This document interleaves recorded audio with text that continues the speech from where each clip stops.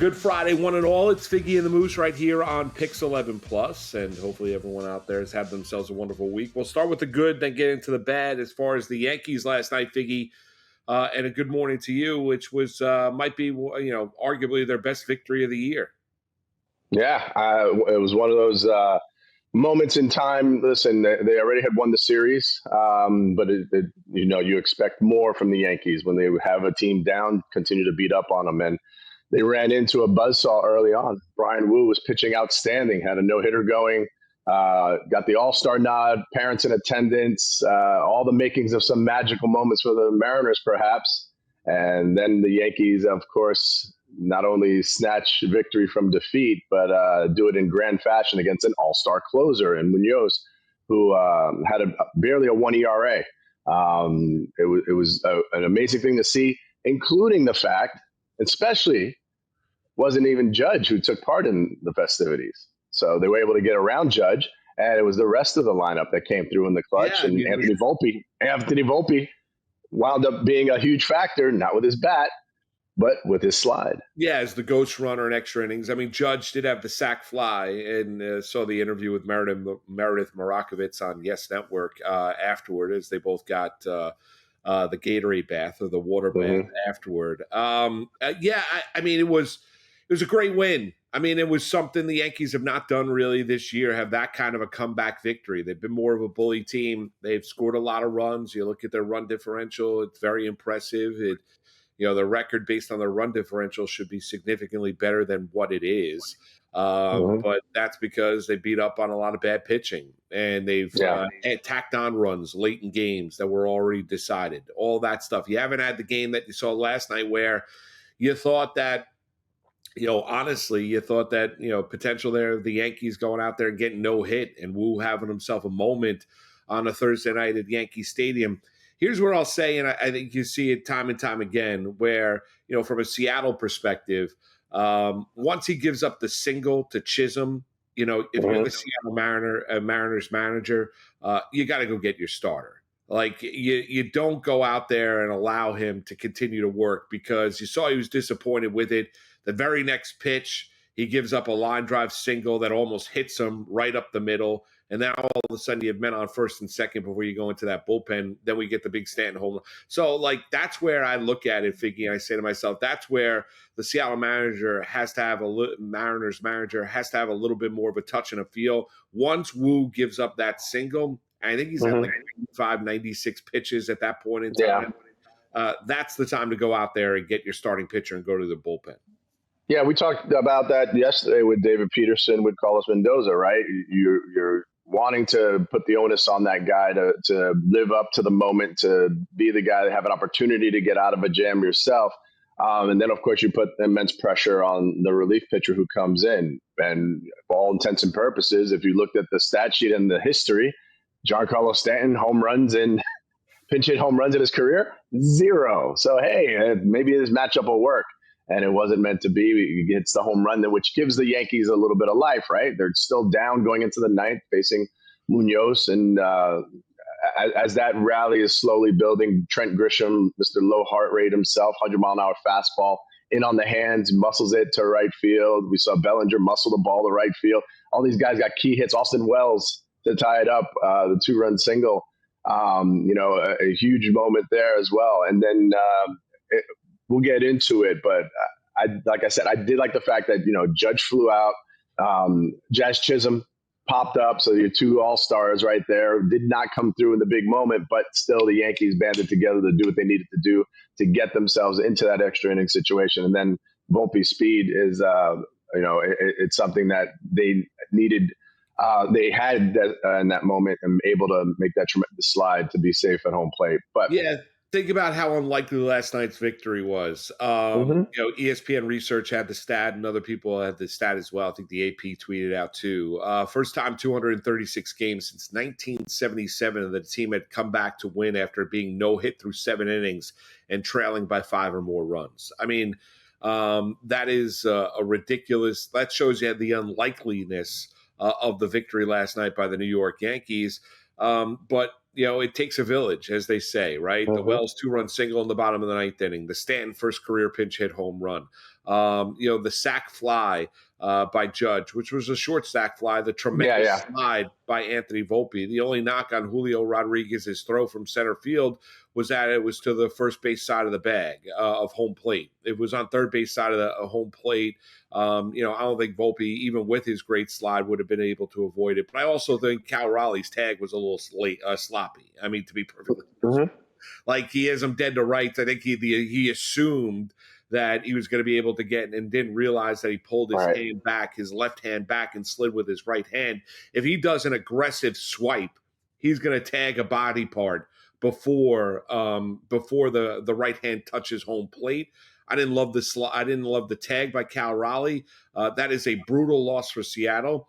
And you can make the argument that might be the best Yankee victory of the season last night for Seattle, hands down. Yeah, and with Cal Raleigh, you look at it this way. He started out with a bang, right? Hits that huge home run, and he pads his lead against Judge in the home run leader category. But that was it for him. 1 for 10 in the series, had a brutal series and wound up, in a big moment there. Frustration set in for him because later on we find out that Munoz was tipping every single pitch. And the Yankees had, it was either fastball slider. He threw a couple changeups in there, which was amazing takes. I could not understand how they took a 93-mile-an-hour slider at the bottom of the zone and they weren't, swinging at it, especially in 2-strike counts where he went to the changeup all of a sudden. And Cal Raleigh said after the game he was tipping every single pitch. The Yankees were not very discreet about it. They were on every single thing. And he said he couldn't alert his all-star closer because he didn't want to, take away from his focus. Isn't that your job as the catcher, to shake him up and say, hey, we need to do something a little different, no matter what it is, no matter it, and go back and look at the footage. I'm sorry, we're going to see a John Boy breakdown on this before we go on the show tonight, so we can talk about it in greater detail. But it was just, you can tell that the Yankees at bats were very, very good. They were very, very comfortable against a closer of that magnitude. And they were able to capitalize on it. And that's baseball. Like, for people who sit back and they're like, oh, that's cheating. That's it. No. If you're using electronic buzzers and stuff of that nature that we have heard about, sure. But in that moment, the team banding together and saying, hey, keep your focus up. This guy's a really good pitcher. And this is what he does when he throws the X pitch. This is what he does when he throws Y pitch. His slider was terrible. He was missing arm side nonstop. So it wasn't really a factor for the slider. So they sat on fastball. They got 100-mile-an-hour 98 to 100-mile-an-hour fastball. And they were able to put it in play and get that rally going in the ninth to get them to the 10th. No, right. I just don't. I mean, it's okay to say that if you're. I guess. I mean, I don't understand if you notice or that it's going down and that it's happening. Why wouldn't you do anything if you're the catcher? If you see Cody Bellinger signaling behind second base and stuff like that, and what are you going to say after game? I mean, like every time somebody pitches poorly, I feel like they were tipping pitches. I mean, or they just pitched poorly. Like that's just like, starters aren't used the same every time we've seen him. Frankie Montas with the Mets. We saw a time with Luis Severino with the Yankees. Now, you look at the Mariners closer, or we see it with Edwin Diaz. Like, it's just like when a guy, I'm okay with it. Guys have bad outings, just like guys have bad plate appearances. Like, I mean, it's just baseball is a very, very difficult game. I call a little BS meter on the Cal Raleigh stuff after the game, because if you're the catcher and you're the leader and, you're an all-star, but you're there and you notice something that your pitcher's doing to where the Yankees are on pitches, and then it's up to you to change the direction of that, not to let your closer crash and burn.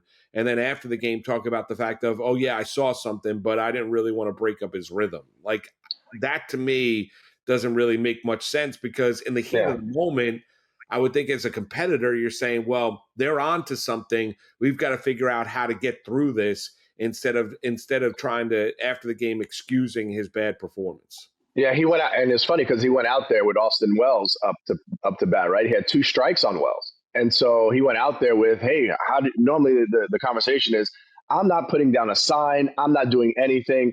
because I feel like they're tipping what's coming here. So what I want you to do is you tell me what you want to throw the next 3 pitches, no matter what. But he hung a pitch. No. Before that, it was a fastball. I thought he hit. I thought it was a fastball that he hit. He hung a ton of breaking balls. Right. I thought he hung a pitch. Maybe I'm wrong. I thought he hung a pitch on the inside. That's why it was. It was amazing to me that they kept pulling fastball, 98 to 100 mile an hour fastballs. They kept pulling them, like, you know what I mean? Like they were on time on these fastballs. When you're pulling a 100 mile an hour fastball, that means you are dead certain that that's a 100 mile an hour fastball, and not a 90 mile an hour slider. Right. And now he was missing so much with his slider, you could kind of eliminate it. Like that, he had done it 4 batters in a row where his slider was just missing. He was not on with his slider. Like I said, the changeup was over the plate, had 93 mile an hour downward tilt, everything, but he didn't go to it very often. So kind of you go up there with he throws his changeup, 2 out of every 15, or whatever the numbers read to you. In that situation though, where the game's on the line, all you got to do is get Austin Wells out. And he continues to try to throw that slider, missing, has to come in with a fastball with bases loaded, and he winds up getting the hit to put him ahead. And for whatever the Yankees are doing, like there's subtle ways to do it at second base. It's very simple. You can look to the left, you can look to the right, all these little things. But if you're jumping around, trying to get attention and things of that nature, that's where, people are like, oh, that's little league, the way that you're doing it. But it doesn't matter, because as a major leaguer and a major league catcher, he's got, and he went out there and talked to him. Listen, we've had it. I've had it many a time where it's like, hey, this guy at second base is, all over the signs. He's just, it seems to me like every time I call a breaking ball, he's putting his hands on his legs. And every time I call a fastball, he's standing up tall. He goes, let's do this. I'm not going to put down a sign at all, or he'll put down nothing but curveballs, and I'll throw all different pitches. But however many times he puts down a curveball is what the pitch is. There's a million ways to do it. They have pitch com now, so it's not even, he's putting down signals. So whatever the tipping is, to stop it, all he had to do is hold his hands the same way. The Mariners manager, disagreed with Raleigh's assessment. He thought they got into better hitting counts. But no doubt. In case of the way that Munoz was holding his glove based on the way he threw the slider. I mean, I don't know. Maybe John Boy, we could take a look at it when we get to the office and see what Bellinger and other runners at second base were doing, or what Bellinger was doing at second base to try and signal what exactly was coming at that time. But listen, it was a great Yankee win in the end. It was, and they took advantage of a situation. If they did were on him and he was tipping pitches, well then still got to get the job done. Right. You still got to go out there, not doing anything electronic. It's nothing illegal. It's nothing. It's a point of the game. People are always looking for an advantage. But I'm curious as to why Raleigh wasn't a little bit more aggressive rather than just having the one meeting and figuring out, or somebody from the dugout, the pitching coach didn't notice something that it was going down when that was transpiring and try and bring it into an end. And if there was nothing to end it, then bring somebody else in. Because the Yankees went out there and teed off. But hell of a Yankee victory. We talked about no team since 1977 has been able to do what they did last night against Seattle, sweep away from the Seattle Mariners, and now get ready to entertain the Chicago Cubs on the final series before the All-Star break and the All-Star game next week down in Atlanta. We'll get into a little Mets baseball, as they had a rough afternoon and a split doubleheader, strange times, noon and 5 yesterday down in Baltimore. But we'll get into a little bit of a Baltimore sweep. We'll do that next. It's Figgie and the Moose on this Friday right here on Pix 11 Plus.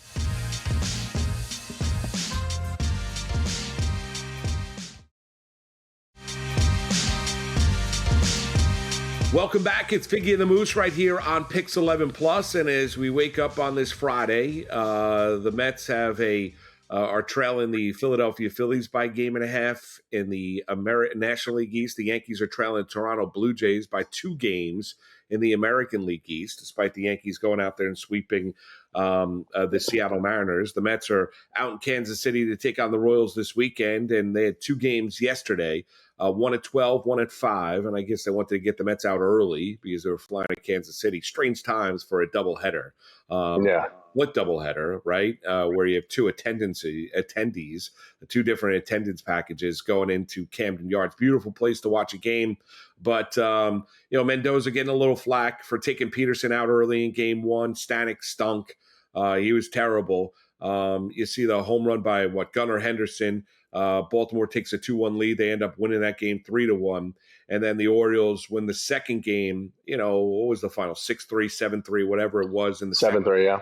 7-3 in the second game, Figgy, and the Mets really struggled. I mean, Mendoza talked about the offense in game one, got to go out there and score more than a run. He's not wrong, but not every game is played like that, right? Sometimes you got to win games 1-0. Sometimes you got to win games 2-1, whatever it might be, and the offense is going to struggle. It's very hard to go out there and hit a baseball. What's your take on the Mets and what we saw yesterday as they get set to begin a series in Kansas City tonight?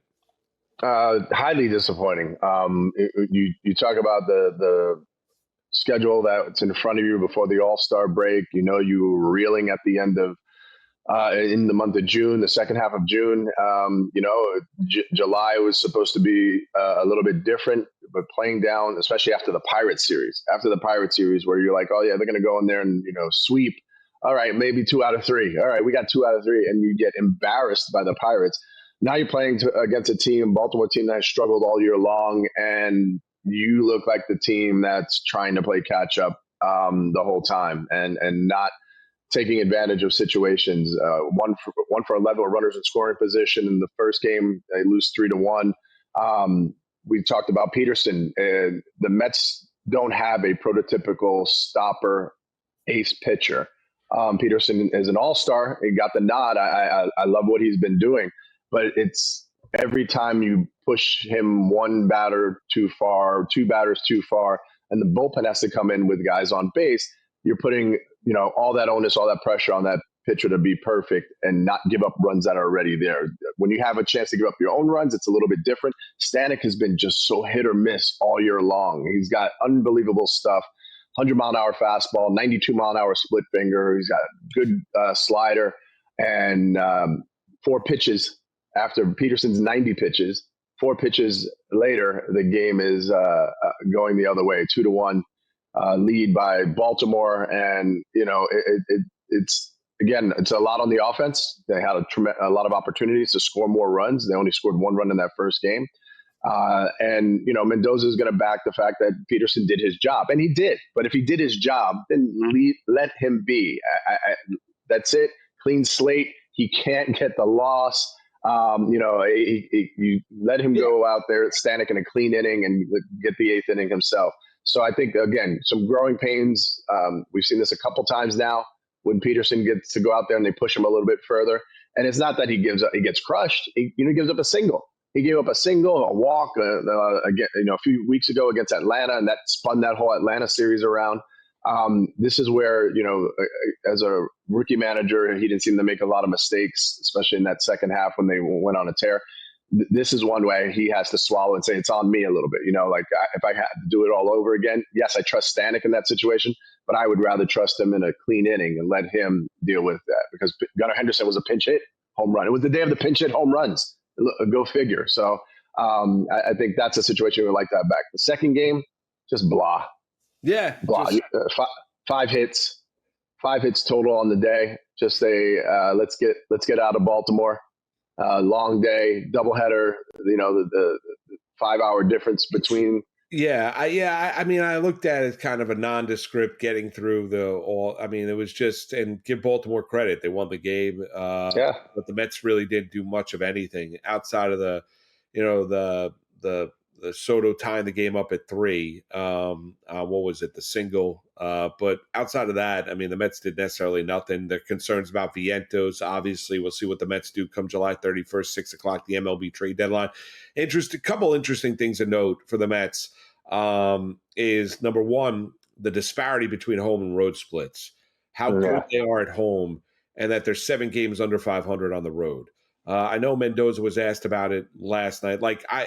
You look at teams that are winning their divisions, they're like 1 or 2 over or 1 or 2 under when it comes to their road record. It's a really odd, though, that to look out how distinctly different the Mets are at home as compared to what they are on the road. The other storyline is tonight in Kansas City, you get the return of Kodai Senga, which is going to be a welcome return. And how good he has been. He's one of the better pitchers, not just in the National League, but all of baseball when he's been healthy, suffered that hamstring injury. You hope that there's no reoccurrence of it. You were concerned that he was going to be out a significant period of time. He missed a lot of time, but it wasn't as much as probably many people expected initially. So it's good to see Kodai back on the mound tonight. Michael Wacha is going to get the ball for the Kansas City Royals, but that home and road split for the Mets and just how distinctly different. We all expect good teams are going to be great at home.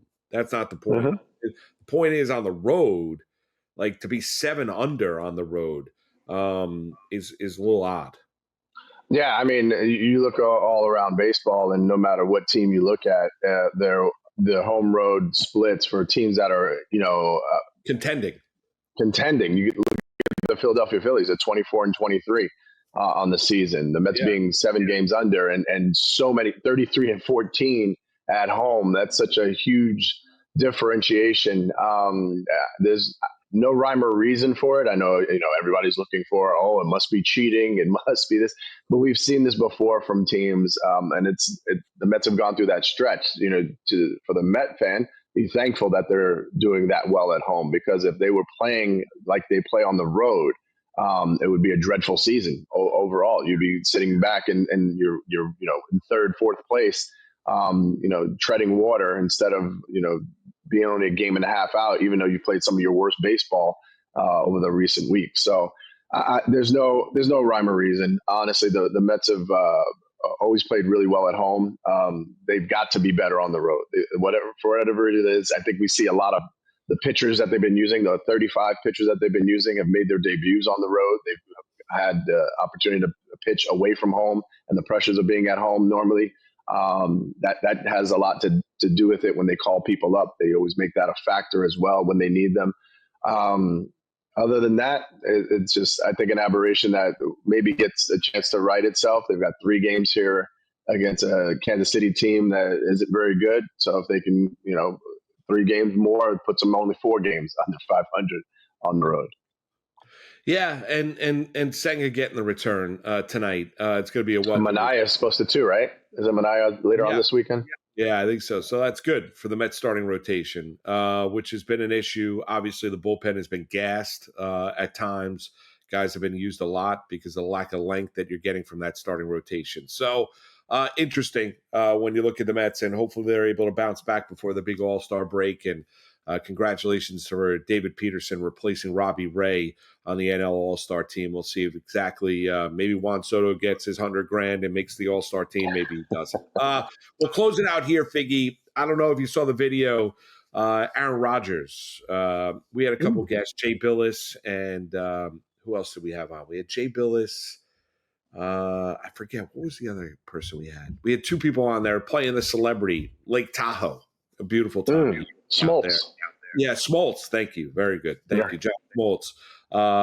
Promoting the American Celebrity Golf Championship, right? And I think Steph Curry is the defending champ and everything like that. Aaron Rodgers is out there playing. He did last year. Remember, he made the flirtation with Devontae Adams at the time, and everyone lost their mind. Yeah, that's right. Everything like that. So Rodgers, I guess, was out there, and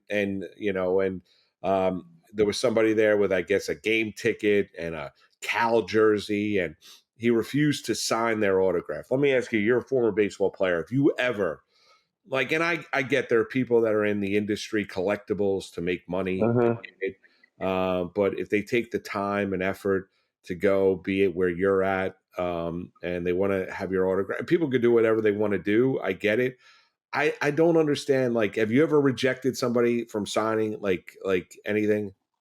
Well, here's the thing. If it's somebody that you know and you've seen 100, 200 times because they are that kind of fan, you know what I mean? Like in that situation, I can see it, right? If it's a guy that, oh my God, I've signed at least, a dozen items for this guy. And when I sign things, I used to sign all the time. I signed for an hour before every game. I wanted to make sure every kid got an autograph, even if it was only mine. 98% of the time, you know what I would get? Hey, can you take this to David Wright? Hey, can you take this to Jose Reyes? Hey, can you get Carlos Beltran to sign this for me? And sometimes I would, because I was like, oh, okay, that gets me out of signing an autograph. I'll be right back. And I would go and bring it. And then everybody else is like, oh my God. I go, no. Nobody wanted my autograph. They want Carlos Beltran. So he got it. Now I'm going to move on.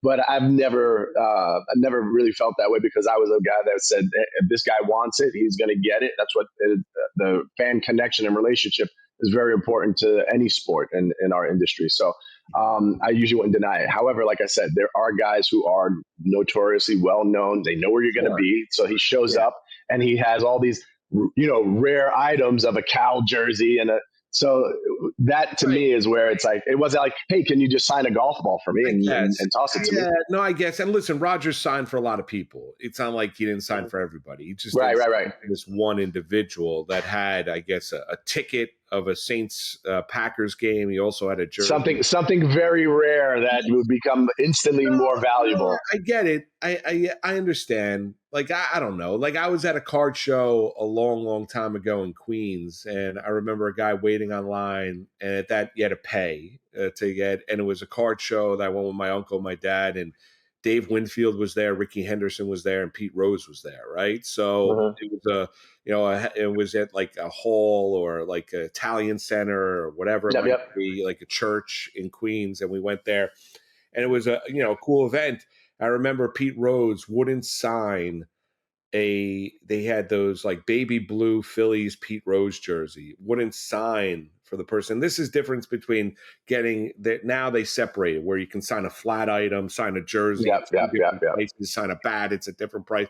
Like at that point in time, you got an autograph, right? Right. And so he wouldn't sign because it would become it would be worth way too much money. And so I was like, that's kind of like, I waited online for an hour, just sign the jersey. Let's move forward. Like, it was just like odd. I'm of the ilk. Listen, and it's funny because I get cards mailed to me even at the station, and I go and sign it and send it back. You paid the postage, you paid all that, and if this somehow makes your life better, wonderful. I sometimes would write back, sorry you overpaid with all the postage you paid. I said, hope you can recoup this money. But I think if I'm of the ilk that someday nobody's going to want your autograph, so I continue to sign and will always sign no matter what. Those guys, of course, they're historic, and so he sees the same thing. Dollar signs. Well, like his money, right? But I'm I wait online. It's not coming out of his pocket, though. It's not. Is he getting his chunk of it? No, right? But it's not money just coming out of his pocket. He's not. But if I paid my money at a card show, and it's a flat rate, just sign the jersey. And the guy at Lake Tahoe must be a little odd walking around, but he took the time and effort. And maybe he's one of these autograph hounds. I mean, I don't know. I mean, maybe he is. Maybe Rogers sniffed him out. He signed for plenty of other people. It's not like Aaron Rodgers went through it and didn't sign for a lot of people. It's just, I don't know. Someone asks for an autograph, you're going to sign it. I don't know. Yeah, if you see, here's the thing though, right? So say like he started out signing autographs and he saw that guy in the front and he signed one thing, and then all of a sudden he signs 10 more things, and then all of a sudden here's the guy again. I don't think we get that moment. We get that moment in time though, like the guy pops up for a fourth time with something else. Like those things happen, and I've been a victim of that because I'll start to laugh. And I'm like, man, did I not get you before? Or you're there for 3 days in a game, 3 games. Right. There are the hounds are there. Yes, no doubt. I mean, I've been down at spring training where I've seen guys pay kids with give them baseballs and say, go up and get the autograph, and give them $10, and they go up and get the autograph, give them the baseball, and the 12-year-old, 10-year-old kid, whatever it might be, makes $10. So I've seen that before, right? So I get it. I get it's all a game. It was just and I want to make it was just Aaron Rodgers. It was just Rodgers. He's a little prickly at times. He can be a little ornery. Let's be honest. Anyway, we're flat out of time. I know Joe is going to be like, "You've gone too long. I've got to edit this now." We're gonna get an email at some point in time. We've gone on sternly worded email, no doubt about it. Figgy, great job as always. I'll see you at the studio. Remember, watch nightly later on tonight at 7 p.m. on Pix 11 for Nelson Figueroa. I'm Marc Malusis. This has been Figgie and the Moose right here on Pix 11 Plus.